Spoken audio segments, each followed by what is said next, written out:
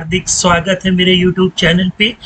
दोस्तों ये post voucher using function का पार्ट 5 है और आज के ट्यूटोरियल में हम लोग एक्सपेंस को ड्यू करना सीखेंगे, वो भी फंक्शन का यूज करके। ठीक है दोस्तों, यहाँ पे होगा क्या कि जैसे ही हम लोग मेन्यू आइटम पर क्लिक करेंगे तो एक ये स्क्रीन हमारे सामने ओपन हो जाएगी जहाँ पर हम लोग नेम ऑफ पार्टी, एक्सपेंस की डेट, एक्सपेंस का नेम, एक्सपेंस अमाउंट और नरेशन, ये सारी चीज़ें फिलअप करके जैसे ही फॉर्म एक्सेप्ट होगा तो हमारा जो एक्सपेंस वाउचर है वो ड्यू हो जाएगा। दोस्तों कभी कभी क्या होता है कि हम लोग जब एक्सपेंस ड्यू करते हैं, मान लेते हैं हमने कोई प्रिंटिंग एंड स्टेशनरी का आइटम खरीदा, ठीक है, पेन या पेंसिल खरीदी, तो यहाँ पार्टी का नेम, आइटम का विवरण है ना, कितनी क्वांटिटी है, क्या रेट है, ये हमको मिलता है। तो सबसे पहले हम एक एंट्री क्या करते हैं कि पार्टी को डेबिट कर देते हैं, है ना। अगर हम लोग मैनुअल फीडिंग करेंगे तो जिस पार्टी का बिल है उसको डेबिट कर देते हैं। फिर दोस्तों हम लोग खर्चे को डेबिट कर देते हैं, है ना, और फिर जो हमारी पार्टी होती है उसको क्रेडिट कर देते हैं। ये तो मैनुअल प्रोसेस हो गया। दूसरा, हम लोग ओडीबीसी के थ्रू भी एक्सेल या अदर किसी प्लेटफॉर्म से अपने डेटा को इंपोर्ट करा सकते हैं।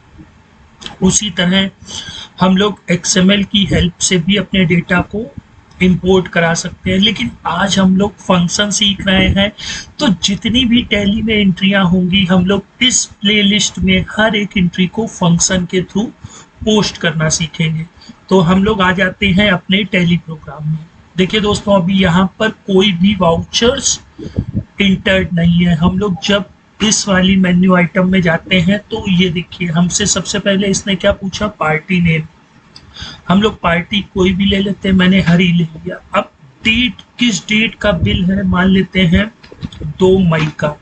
अब एक्सपेंस हम लोग यहाँ मान लेते हैं एक्सपेंस 1, या आप चाहें तो ऑल्ट सी से यहाँ पे अपना एक्सपेंस क्रिएट कर सकते हैं, ठीक है। और एक्सपेंस अमाउंट मान लेते हैं 4520, और जो एक्सपेंस का नरेशन है कि बिल नंबर, है ना, दिस एंड परचेज ऑफ जो भी समथिंग चीज है वो हम लोग यहाँ पे लिख करके जैसे ही इंटर करेंगे और एक्सेप्ट कराएंगे तो ये देखिए हमारे सामने मैसेज आएगा, ट्रांजैक्शन कंप्लीट। अब इस ट्रांजैक्शन को हम लोग देख लेते हैं, ठीक है दोस्तों। तो ये हम लोगों ने पूरा फंक्शन का यूज करके किया। ये दोस्तों 5वां पार्ट है, वही फंक्शन मैं लेकर के चल रहा हूँ। इसमें मैंने कोई अलग फंक्शन यूज नहीं किया है। देखिए, आप लोग इस तरह का जो फॉर्म होता है वो आप लोग बना सकते हैं। मैंने कई बार आप लोगों को ये चीजें बताई हैं, ठीक है। और इनके जो हमारे सिस्टम यूडीएफ होंगे उनको यहाँ सेव करके अपने फंक्शन में डेट की जगह डेट और नरेशन में डॉलर का सिंबल लगा करके हम ये सारी चीजें यहाँ पर फिलअप कर देंगे और हमारा जो वाउचर है वो फंक्शन के थ्रू इंपोर्ट हो जाएगा। तो दोस्तों आज के टॉपिक को हम लोग यहीं फिनिश करते हैं और नेक्स्ट टाइम मिलते हैं एक बेहतरीन टॉपिक के साथ। तब तक आप लोग यूट्यूब पर बने रहिए, प्रसन्न रहिए। गुड बाय दोस्तों।